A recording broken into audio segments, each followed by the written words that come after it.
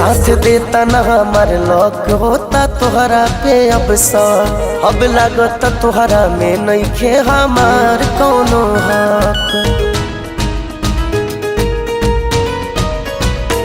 साथ देता न हमार लौक होता तोहरा पे अब लागत तोहरा में नइखे हमार कौनो हक। लागत तोहार के हूँ अब खास होता तो हमारा एहसास होता मजा लेता के हुरी हमसे टाइम पास होता काहे तो हमारा एहसास होता मजा लेता के हुरी हमसे टाइम पास होता।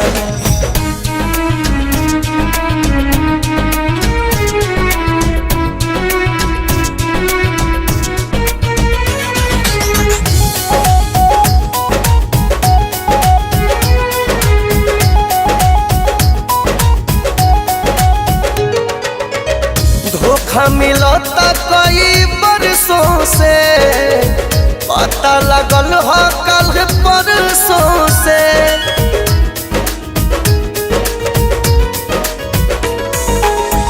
धोखा मिलता कई बरसों से पता लगल हो कल परसों से।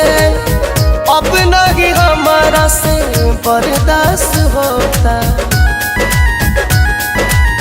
तो हमारा एहसास होता मजा लेता के हुरी हमसे टाइम पास होता काहे तो हमारा एहसास होता मजा लेता के हुरी हमसे टाइम पास होता।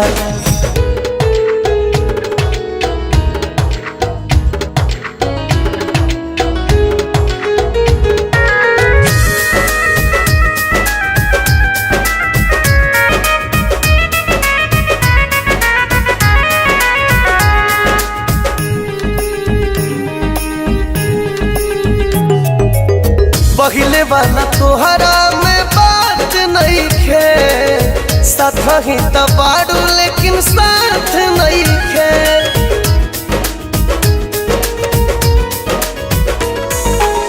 पहले वाला तोहरा में बात नहीं खे साथ ही तबाड़ू लेकिन साथ नहीं खे।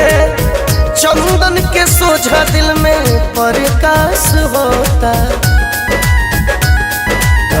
तो हमारा एहसास होता मजा लेता के हुरी हमसे टाइम पास होता काहे तो हमारा एहसास होता मजा लेता के हुरी हमसे टाइम पास होता।